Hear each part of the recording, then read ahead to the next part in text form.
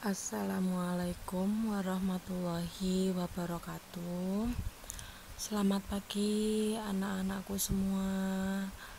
Masih semangat ya? Kita lanjutkan pembelajaran aljabar bagian yang kedua. Untuk pelaksanaan pembelajaran pada pagi hari ini dan penilaiannya masih sama seperti minggu kemarin ya.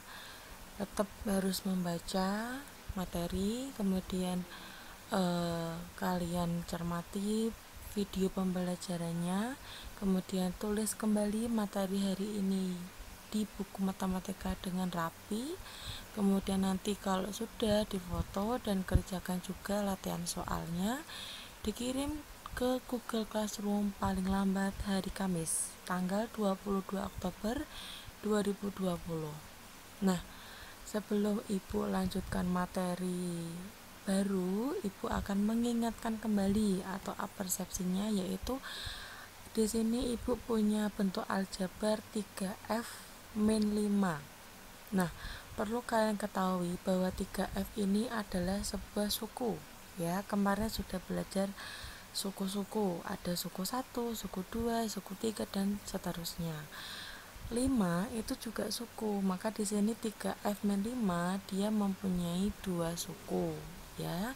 Suku pertama 3F, suku kedua yaitu 5. Nah, dari bentuk aljabar ini kita pecahkan lagi menjadi 3 itu adalah koefisien, F itu adalah variabel, dan negatif 5 adalah konstanta ya. Jadi diingat-ingat lagi bentuk unsur-unsur dari aljabar. Itu sangat penting dan selalu akan digunakan nanti setelah kalian naik dari kelas 7 ya. Selanjutnya persepsi yang kedua, di sini ada suku sejenis dan tak sejenis. Suku sejenis itu memiliki variabel dan pangkat yang sama. Misalkan di sini ada bentuk aljabar 2A sejenis dengan negatif 4A, 5B sejenis dengan 7B. Contoh yang kedua, 7P kuadrat sejenis dengan negatif 11P kuadrat, negatif 8P kuadrat Q sejenis dengan P kuadrat Q. Kemudian bagaimana yang tak sejenis, yaitu dia yang memiliki variabel dan pangkat yang berbeda. Contoh 5B dan negatif 4A ini tak sejenis ya, karena variabelnya berbeda. Selanjutnya 7P kuadrat dengan negatif 8P kuadrat Q ini juga tak sejenis karena variabelnya berbeda ya. Di sini P kuadrat, di sini P kuadrat Q. Dan ini contoh berikutnya. Oke, jadi ini untuk persepsinya. Ibu harap benar-benar kalian pahami apa itu suku, koefisien, variabel, konstanta, suku sejenis dan suku tak sejenis. Tujuan pembelajarannya, siswa dapat menjelaskan bentuk aljabar dan menyederhanakannya. Nah, di sini Ibu akan masuk ke bentuk aljabar bentuk kontekstual. Jadi ada suatu permasalahan bahwa Pak Ferry membeli 2 karung beras ya untuk kebutuhan hajatan di rumahnya. Setelah dibawa pulang, ternyata beras yang dibelinya itu kurang. Lalu Pak Ferry beli lagi sebanyak 5 kg. Nyatakan permasalahan ini ke dalam bentuk aljabar. Jadi kalian misalkan dulu X itu adalah banyaknya karung beras. Jadi ketika Pak Ferry membeli 2 karung beras, maka bentuk aljabarnya 2X. Beli lagi beras 5 kg, bentuk aljabarnya 5. Kenapa kok ditulis 5? Kenapa tidak 5X? Karena beras itu isi dari karung beras ya. Maka cukup ditulis angka 5 tanpa variabel X. Kalau kalian ini ditulis 5X, maka nanti Pak Ferry bukan membeli beras 5 kg, tapi Pak Ferry membeli beras 5 karung beras. Jadi berbeda ya. Dan jangan dikasih huruf yang lain atau variabel yang lain, karena ini kita pembahasannya dalam dalam konteks karung beras dan beras ya. Jadi bentuk aljabarnya yaitu 2x plus 5.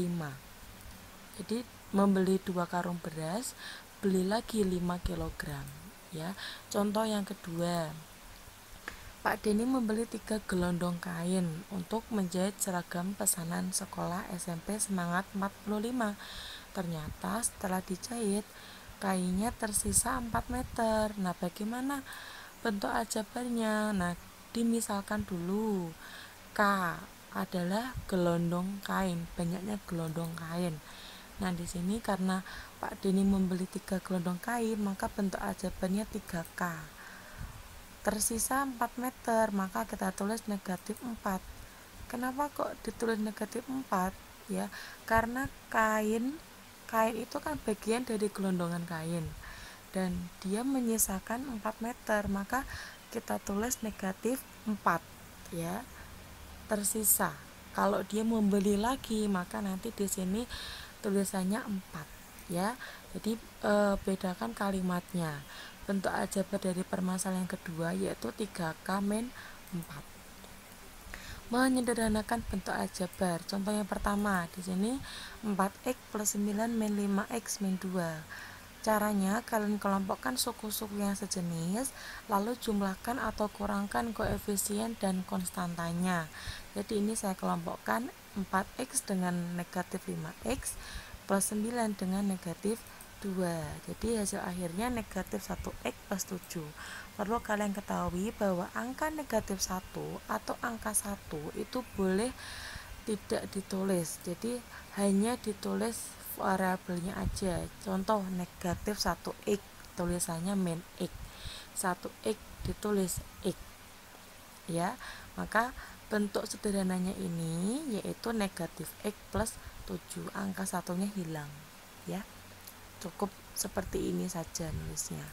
Kemudian contoh yang kedua, kalian kelompokkan suku yang sejenis. Jadi di sini 2x plus 3y plus 4x min 5y. Maka saya kelompokkan 2x plus 4x plus 3y min 5y. Jadi sesuai dengan tanda plus minnya yang ada di soal. Jadi ini 2 ditambah 4, 6. 3 dikurangi 5, negatif 2. Ya, selesai, simple. Kemudian yang terakhir di sini kalian kelompokkan juga 9a kuadrat min 12a kuadrat. Jadi ini karena ini min, maka di sini juga min ya. Di sini plus, maka di sini plus. Plus 3ab pasangannya mana? Oh, ini 6ab, maka kalian tulis plus 6ab. Min 7b kuadrat plus 2b kuadrat. Jadi tinggal ditukar, ada yang maju, ada yang mundur ya. Kemudian angka-angkanya kalian kurangkan atau tambahkan. Di sini 9 dikurangi 12 negatif 3. 3 ditambah 6 positif 9. 6 dikurangi 7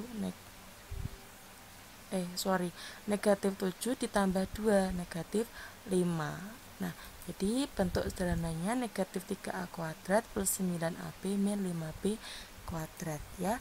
Begitu anak-anak, untuk latihan soalnya kalian buka buku paket matematika halaman 204 nomor 8, 9 dan 13. Nah, berikut ini soalnya kalian kerjakan, tulis di buku matematika. Setelah kalian setelah kalian tulis materinya, kemudian ini dikerjakan. Selanjutnya dikirim ke GC paling lambat hari Kamis ya. Terima kasih. Apabila ada pertanyaan, Ibu persilakan bertanya di WA grup atau WA pribadi ya. Terima kasih. Semoga sukses. Selamat belajar. Assalamualaikum warahmatullahi wabarakatuh.